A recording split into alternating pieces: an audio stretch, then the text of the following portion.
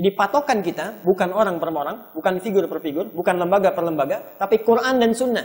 Ketika sesuai dengan itu kita ikuti, tidak sesuai, tidak boleh diikuti. Tidak sesuai, tidak boleh diikuti. Karena itu ketaatan pada ulil amri, mau ditafsirkan dengan siapapun, baik nanti di masjid, baik nanti di ormas ataupun di pemerintah, lihat ketaatannya. Allah mengikatnya dengan satu kalimat. Ati'ullah wa ati'ur wa ulil. Perhatikan di sini. Saya belum kesini dulu ya. Ati'ullah wa ati'ur Rasul. Bu kalau bersabar, alhamdulillah Bapak, ada keperluan silakan. Ati'ullah wa ati'ur Rasul. Yang ketiga wa ulil amri minkum. Wa ulil amri minkum. Nanti kita tafsirkan. Anggap saja dulu ini yang paling tinggi dulu. Saya ingin tanya, baca ini. Ati'ullah wa ati'ur. Baca yang ini. Baik. Lihat, perhatikan baik-baik. Saya garis bawahi. Yang di sini nomor 1 ada kata ati'unya. Taatlah pada Allah. Yang di sini ada kata ati'unya juga. Yang di sini ada nggak? Perhatikan cara menafsirkannya. Perhatikan.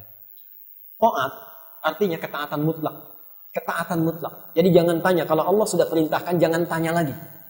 Kalau Rasul sudah mintakan, jangan protes lagi. Lakukan saja. Apa yang kita pandang buruk boleh jadi ada kebaikan di situ. Jelas sampai sini? Nah, karena itu digunakan kata ati'u. Tapi kenapa ketika pada ulil amri cuma ditambah waw? Taatnya tidak ada. Ini artinya ketaatan dengan syarat bila, sekali lagi, bila ulil amri ini menetapkan satu keputusan, yang keputusan itu sesuai dengan ketentuan Al-Quran dan Sunnah Allah dan Rasulnya. Diikat dengan kata taat ini. Jadi bila ketetapan ulil amri tidak sesuai dengan ati'ullah wa ati'ur Rasul, Allah dalam Qurannya, Rasul dalam Sunnahnya, maka tidak boleh kita menaatinya. Dan keliru kalau mengatakan, kalau misalnya salah ya ikut kita salahnya. Kalau sudah salah jangan diikuti. Itu ijtihad yang masih samar-samar. Hukumnya ada, itu boleh. Tapi kalau sudah keliru tidak boleh diikuti. Saya beri contoh begini. Saya pernah tinggal di Tunisia beberapa saat.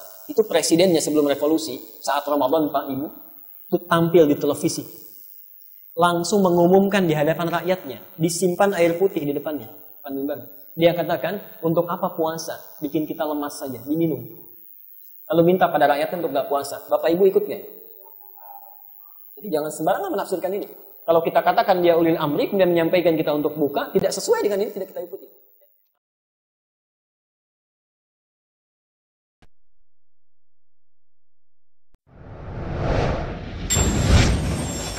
Saya ulang.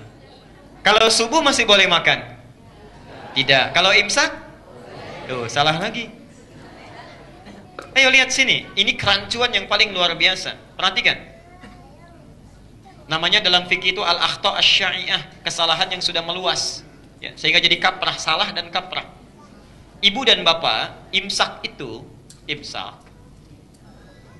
nama lain dari puasa. Silakan lihat dari kitab fikih manapun. Yang paling tebal sampai yang paling tipis bahasanya begini. As-shaumu was-siyamu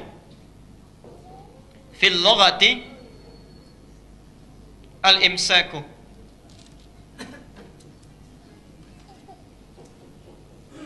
As-shaum itu dan siam itu, saum dan siam artinya sama, puasa ya. Saum terulang 1 kali di Quran. Di Quran surah Maryam 19 ayat 26. Quran surah 19 ayat 26. Sedangkan siam terulang 9 kali di Quran. Ini secara bahasa, saum dan siam itu fil lughati secara bahasa artinya sama, yaitu al-imsak, menahan puasa. Ya. Jadi imsak itu nama lain dari puasa, punya 3 nama, bisa disebut siam, bisa saum, bisa imsak. Karena itu kalau sudah imsak itu artinya sudah puasa. Sudah puasa. Imsak itu artinya puasa. Jadi kalau disebutkan imsak artinya sudah nggak boleh makan, nggak boleh minum. Nah, di mana letak kesalahannya? Letak kesalahannya menempatkan istilah imsak bukan pada tempatnya. Seharusnya imsak itu waktunya sama dengan adzan subuh. Ini awalnya.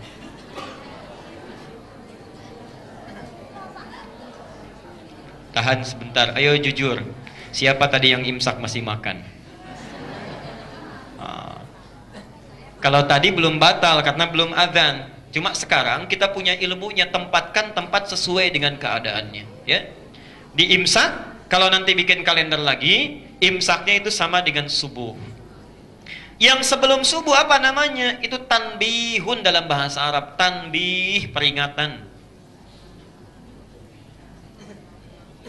Atau zikrun, boleh tanbihun atau zikrun. Yang lebih tepat tanbih, ya, peringatan. Pengingat. Pengingat. Ada orang makan sedang enak-enaknya, tiba-tiba adzan, Allahu Akbar, ditumpahkan, kaget. Luar biasa. Minum nggak jadi. Supaya tidak kejadian lagi diingatkan sejak zaman Nabi. Karena itu khusus Ramadan itu nanti yang adzan 2 orang. Adzan pertamanya itu Bilal. Ya, Bilal diminta adzan. Kalau Bilal sudah adzan, maka nanti perhatikan, Abdullah bin Mas'ud akan diminta baca 50 ayat Quran. Kalau Abdullah bin Mas'ud sudah baca 50 ayat Quran, Bilal sudah adzan, orang-orang tahu, oh ini waktunya sebentar lagi akan fajar. Tanbihun, tanbihun, tanbihun, peringatan, peringatan, peringatan. Percepat makannya, sebentar lagi fajar tiba. Kalau selesai Abdullah bin Mas'ud baca ayat Quran, lalu kemudian Abdullah bin Abi Umi Maktum adzan. Allahu Akbar, Allahu Akbar, imsakun, imsakun, imsak. Berhenti, berhenti, berhenti, tahan. Sekarang waktunya puasa. Jelas sampai di sini? Saya tidak tahu entah dari mana nyampe ke kita jadi imsak sebelum subuh. Dan yang paling aneh, ya, imsak itu kan sebetulnya jadwal imsakiyah, ya. Imsak tadi apa artinya? Puasa. Jadi jadwal imsakiyah itu jadwal puasa. Yang paling aneh, atasnya jadwal imsakiyah, bawahnya jadwal sholat. Subuh jam sekian, duhur jam sekian, itu kan jadwal sholat, bukan jadwal puasa.